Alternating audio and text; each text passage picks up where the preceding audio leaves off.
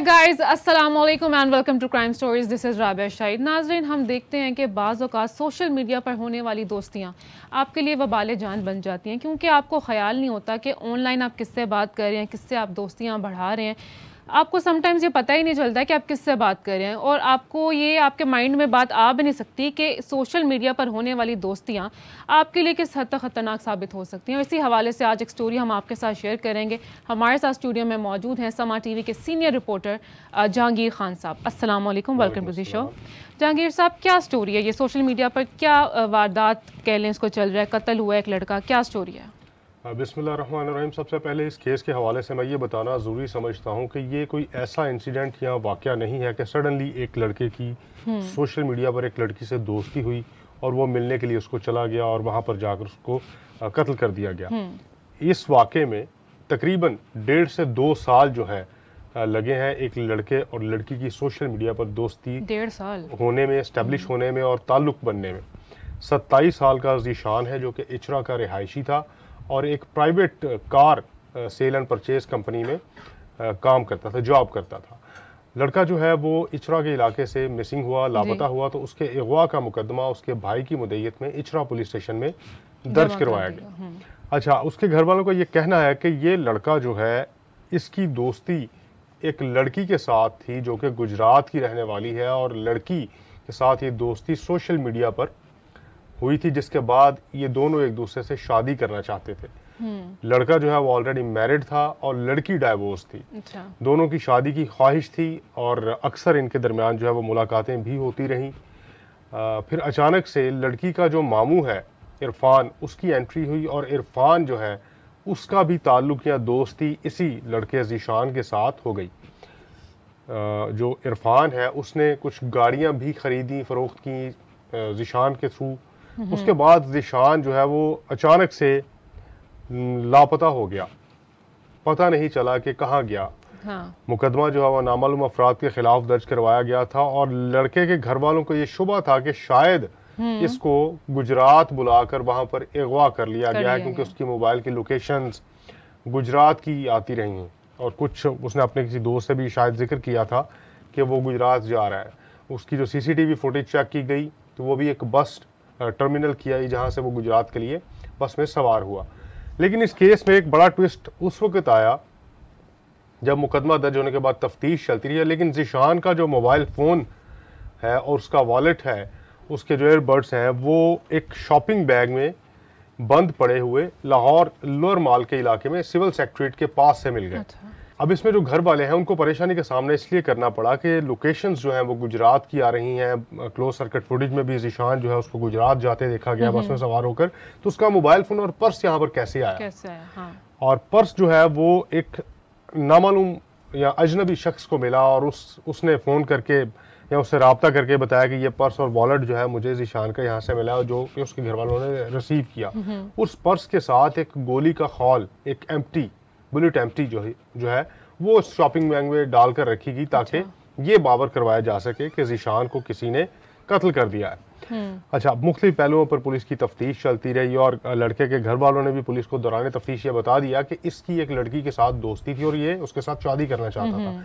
अब ये कह लें कि बज़ाहिर एक खिचड़ी सी पक गई कि लड़का जो है वो लापता हुआ, अगवा का मुकदमा दर्ज करवाया गया, उसकी लोकेशंस जो है वो गुजरात की आती रहीं। क्लोज सर्किट फुटेज में भी देखा गया कि वो बस में सवार होकर गुजरात गया, लेकिन उसका मोबाइल फ़ोन, उसका वॉलेट, उसके एयरबड्स और एक गोली का खौल वो लाहौर से मिला। अच्छा, पुलिस ने जब इसकी तफ्तीश शुरू की तो सबसे पहले उस पॉइंट को फोकस किया गया कि जहाँ से इसका वॉलेट, पर्स, उसका मोबाइल फ़ोन और गोली का खौल मिला है उसकी क्लोज सर्किट फुटेज ली जाए कि वो कब यहाँ पर आया, किसने फेंका, किसने छोड़ा।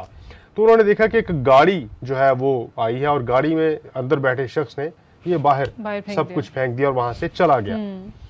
अब पुलिस को ये यकीन होने लग गया कि जिस शख्स ने इस नौजवान को अगवा किया है शायद वो तफ्तीश का रुख डाइवर्ट करने के लिए या पुलिस को ड्रैग करने के लिए उसने ये सब किया है कि लड़का कहीं और है और उसकी जो बिलोंगिंग्स हैं वो यहाँ पर फेंकी गई हैं ताकि पुलिस इस लाइन पे तफ्तीश करती रहे, किसी को पता ना चले कि वो लड़का ज़ीशान जो है वो गया कहाँ है।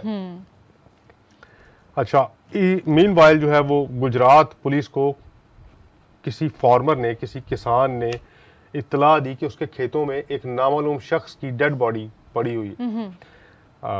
पुलिस ने बॉडी कस्टडी में ली और उसके घर वालों को भी शनाख्त करवाया गया कि ये देखें डेड बॉडी किसकी है। घर वालों ने कहा कि ये नहीं है, हमारे बंदे की या लड़की की डेड बॉडी नहीं है। उन्होंने शायद पहचानने से इनकार कर दिया, या शायद अल्लाह पाक ने कोई सबब या वसीला बनाना था कि इसी पहचान ना करने की वजह से ये मामला ट्रेस हो जाना था। अच्छा। क्योंकि अगर वो पहचान कर लेते, बॉडी ले आते, तदफीन कर देते और मामला जो है वो चलता रहता, लेकिन उन्होंने शनाख्त नहीं किया। गुजरात पुलिस ने वो डेड बॉडी जो है वो उसकी तदफीन कर दी। अच्छा।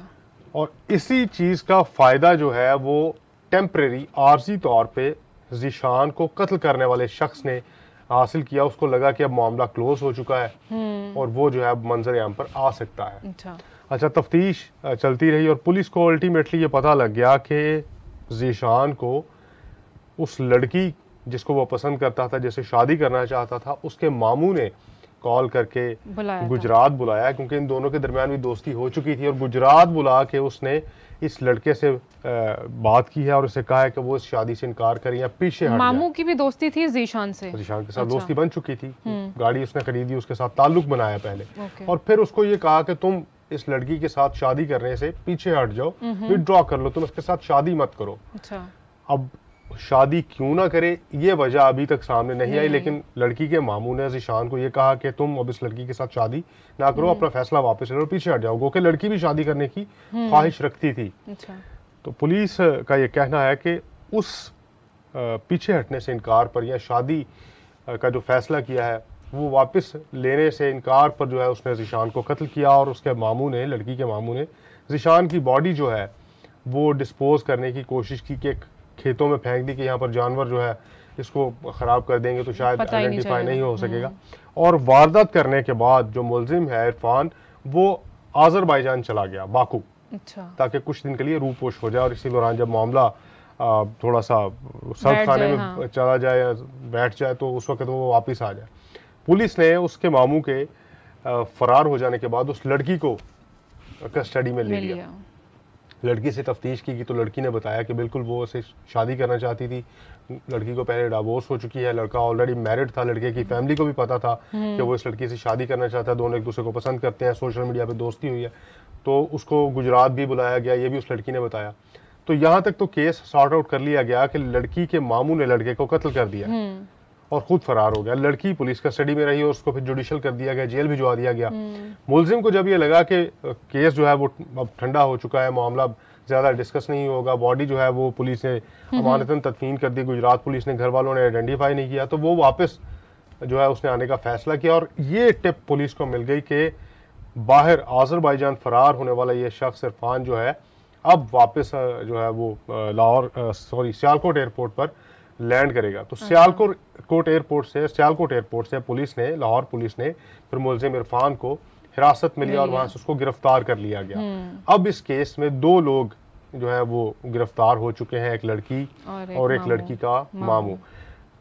कॉज ऑफ मर्डर अभी तक ये सामने आई है कि लड़की का मामू ये चाहता था कि ज़ीशान इस लड़की के साथ शादी ना करे, इसलिए उसने ज़ीशान को कत्ल किया। अच्छा, लड़की की इन्वॉल्वमेंट है या नहीं है, इस हवाले से पुलिस का ये कहना है कि जेल से अब लड़की को जो है वो उसकी तलबी की गई है, उसको शामिल तफ्तीश किया जाएगा और फिर इन दोनों किरदारों को सामने बिठाकर तफ्तीश की जाएगी और पूछा जाएगा और ये चेक किया जाएगा कि लड़की की किस हद तक इन्वॉल्वमेंट है। अच्छा जहांगीर, आपकी स्टोरी से तो ये लग रहा है कि लड़की इन्वॉल्व नहीं है क्योंकि वो शादी करना चाहती थी। ज़ीशान के घर वालों को भी पता था, ज़ीशान भी शादी करना चाहता था, लेकिन मामू का इसमें क्या किरदार था? मामू क्यों नहीं चाहते थे? क्या कोई विरासत का हिस्सा था या जायदाद थी लड़की के पास? किसी का कोई लालच होता है तो वो इस तरह से करता है, तो मामू का क्या रीज़न हो सकता है आपके ख्याल में? अच्छा, इसमें यह है, पुलिस ये कहती है या जो तफ्तीश करने वाले हैं उनका ये कहना है कि हम अभी तक इस नतीजे पर नहीं पहुंचे कि लड़की की इन्वॉल्वमेंट है या नहीं है। हम ये भी नहीं कह सकते कि लड़की की इन्वॉल्वमेंट नहीं है, क्योंकि अभी तक जो स्टेटमेंट्स हैं वो लड़की के दिए गए स्टेटमेंट्स पे ये सारी तफ्तीश अभी तक जो है वो की गई है। अभी मज़ीद तफ्तीश इसमें दरकार है, ये जांचना और इस बात की तफ्तीश करना बाकी है कि लड़की का क्या इसमें किरदार था, क्या वो भी तो कहीं अपने मामू के साथ मिलकर उसने सारा प्लान तो नहीं किया, और मामू क्यों नहीं चाहते थे कि लड़की की शादी, भांजी की शादी इस लड़के के साथ हो जाए।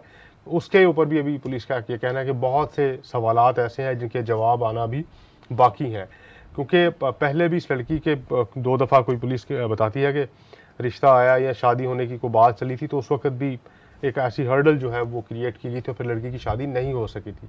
अब जबकि ज़ीशान ये शादी करना चाहता था इस लड़की से, सोशल मीडिया के ज़रिए इनका ताल्लुक चलता रहा और फिर जब ज़ीशान को बुलाया गया और बुलाकर कत्ल कर दिया गया। ऐसी क्या वजह थी कि इस शादी से उसके मामू नाखुश थे, इस पर अभी तफ्तीश मुकम्मल होगी तो फिर हक़ाइक़ सामने आएंगे। लेकिन इस वाक़े का सबसे जो अहम पहलू है वो ये है कि एक सोशल मीडिया साइट, किसी भी समाजी राब्ते की जो वेबसाइट्स हैं उनके ज़रिए बनने वाला ताल्लुक, दोस्ती किस हद तक ख़तरनाक हो सकती है। आपको पता नहीं है कि बैकएंड पे क्या है। जो शख्स आपको जिसको आप फेस कर रहे हैं सोशल मीडिया पे, उसके बैक पे क्या स्टोरी है, क्या किरदार हैं, कितने लोग हैं, वो क्या चाहते हैं, उनका मोटिव क्या है, वो आपको नुकसान पहुंचाना चाहते हैं, फ़ायदा देना चाहते हैं, इसके बारे में आपके पास अभी कुछ भी जो है वो वाज़ेह या सामने नहीं होगा। आप सिर्फ एक सोशल प्लेटफॉर्म से किसी के साथ ताल्लुक़ बनाकर आगे चलने की कोशिश करते हैं और बाकी किरदारों की जांच आप नहीं करते, तो ये किस हद तक ख़तरनाक हो सकता है कि किसी की जान भी जा सकती है। वेल नाज़रीन, जैसे कि अभी आपने जहांगीर को सुना कि स्टोरी अभी मुकम्मल नहीं हुई है, हक़ाइक़ तमाम तरीके से सामने नहीं आए हैं। लड़की के मामू को कहा जा रहा है कि वो इन्वॉल्व थे, अभी लड़की इन्वॉल्व थी या नहीं ये तो हम आपको बताएंगे जब तफ्तीश मुकम्मल होगी, पूरे तरीके से हक़ाइक़ सामने आएंगे, पता चलेगा कि क्या मोटिव था ज़ीशान को कत्ल करने का, वो हम आपके साथ ज़रूर शेयर करेंगे। तब तक के लिए हमें दीजिए इजाज़त, आपसे मुलाकात होगी नेक्स्ट स्टोरी में, तब तक के लिए बाय बाय।